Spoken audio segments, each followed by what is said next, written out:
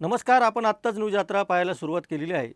देशामध्ये उसळलेल्या अभूतपूर्व अशा संकटाच्या परिस्थितीमध्ये आता पंतप्रधान नेहरूंचा राजीनामा घ्यावा अशी मागणी करावी की काय असा प्रश्न पडलेला आहे. अनेकांना हा प्रश्न पडलेला आहे. अनेक जण अशीच भावना व्यक्त करत आहेत. कारण देशामध्ये सध्या जी परिस्थिती उद्भवली त्याला नेहरूच जबाबदार आहेत असा फाजील युक्तिवाद सातत्याने भारतीय जनता पक्षाने त्यांचे समर्थक करत आलेले आहेत. प्रधान सेवक म्हणून ज्यांचा गौरव करण्यात आला होता ते कोणत्याही गोष्टीला जबाबदार नाहीत असं वारंवार सांगतात आणि देशामध्ये आत्ता पेट्रोल डिझेलचा तुटवडा आहे हे न सांगता देशामध्ये लोक साठेबाजी करत आहेत असं सरकार सातत्याने सांगत आहे. एका बाजूला नीटचे परीक्षार्थी रस्त्यावर उतरत आहे. नीटच्या परीक्षार्थींना न्याय मिळत नाही आहे. कांदा उत्पादक शेतकरी अक्षरशः जीवाचं रान करून आपली मागणी पुढे रेटत आहे आणि त्या निमित्तानं केंद्र सरकारने एक बैठकसुद्धा बोलवलेली आहे.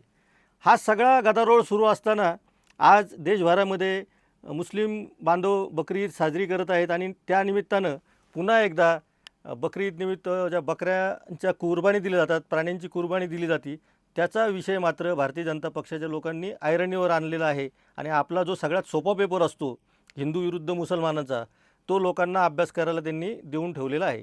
पण आता ह्या हिंदू मुस्लिम पेपरचा इतका सराव झालेला आहे की तो पटकन सोडून आता लोक आपल्या रोजीरोटीचा विषय मांडायला लागलेले आहेत आणि पंतप्रधान नरेंद्र मोदींना जाब विचारायला लागले आहेत. अशातच कॉक्रोच जनता पार्टीचा झालेला उदय हा भारतीय जनता पक्षाच्या मनामध्ये धडकी निर्माण करणारा आहे.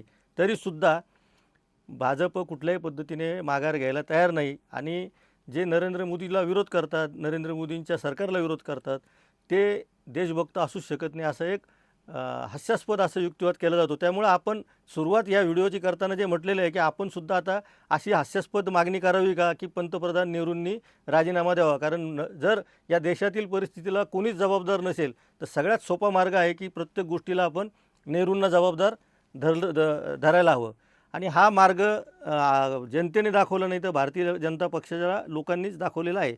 त्यामुळं सोशल मीडियावरती आणि समाजाच्या कानाकोपऱ्यामध्ये जाऊन भाजपच्या कार्यकर्त्यांनी जे तळागाळात काम करणारे कार्यकर्ते ते सुद्धा आता प्रामाणिकपणे बोलायला लागलेले आहेत.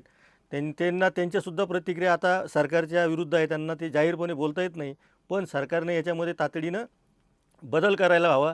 पेट्रोल डिझेलचा विषय असेल, नीटच्या परीक्षेचा विषय असेल, कांदा उत्पादक शेतकऱ्यांचा प्रश्न असेल, हे विषय बाजूला ठेवून तुम्ही एखाद्या धर्माचा सण साजरा केला जात असताना हिंदू मुसलमानांचा विषय आणायचा आणि कुर्बानीचं राजकारण करायचं हे आता लोक खपवून घेणार नाही. आमचा मुद्दा थेट आहे. न्यूज यात्रेची भूमिका अत्यंत स्पष्ट आहे. त्या धर्माचा जरी सण असला तरी कुगड्यावर कत्तल करता कामा नये. सोसायटींमध्ये ज्याचे नियम असतात ते नियम पाळले गेले पाहिजे. उघड्यावरती मांस फेकलं गेलं तर त्याच्यावर कारवाई करायला पाहिजे. जसं कचरा फेकला जातो तसं मांस फेकणं म्हणजे कचरा फेकणाऱ्यांवर जर कारवाई होती या या या भारतामध्ये तर ती मांस फेकणाऱ्यांवर झालीच पाहिजे. पण ज्या दिवशी ते एखादा समाज त्यांचा सण साजरा करत आहे त्या दिवशी किमान त्यांना शुभेच्छा देताना आल्या तरी किमान आपण त्यांच्या सणामध्ये विघ्न आणू नये हा हिंदू धर्माचा विचार आहे. हे आपण लक्षात घेतलं पाहिजे.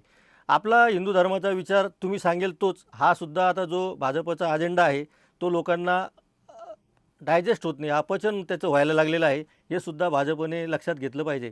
आणि आता या पुढच्या काळामध्ये कोणत्याच गोष्टीला जर नरेंद्र मोदी जबाबदार नसतील तर मग जबाबदार धरायचं कोणाला असाही प्रश्न लोक हळूहळू विचारायला लागले आहे. नरेंद्र मोदी यांच्या बाबतीमध्ये एक वाक्य एक शब्द होता की ते असं म्हणाले होते की मैं चौकीदार हूँ. त्याची एक घोषणा गाजली.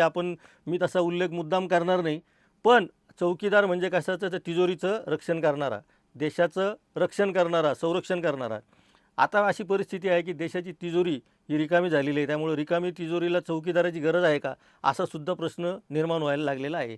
देशाची अर्थव्यवस्था प्रचंड खालावत चाललेली आहे असं सर्व अभ्यासकांचं मत आहे. या अर्थव्यवस्थेला नवी धुमारी देण्यासाठी वेगवेगळ्या क्षेत्रातील लोकांशी चर्चा करायला पाहिजे, विचारविनिमय करायला पाहिजे, त्यातून संकटातून मार्ग काढायला पाहिजे. आम्ही देशासाठी का होईना पण नरेंद्र मोदींच्या सोबत आहोत असं प्रत्येकजण सांगतो आहे.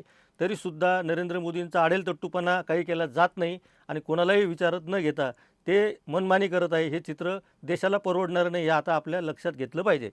त्यामुळं या पुढच्या काळामध्ये सोशल मीडियावर तर एक ट्रेंड येऊ शकतो की पंतप्रधान नेहरूंनी राजीनामा द्यावा, पंतप्रधान नेहरूंनी राजीनामा द्यावा, पंतप्रधान नेहरूंनी राजीनामा द्यावा.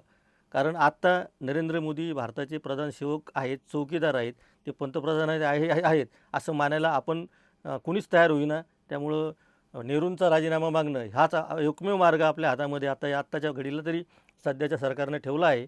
त्यामुळे हीच मोहीम आता लोकांनी पुढे न्यावी अशी आपण लोकांना विनंती करूयात आणि थांबूयात.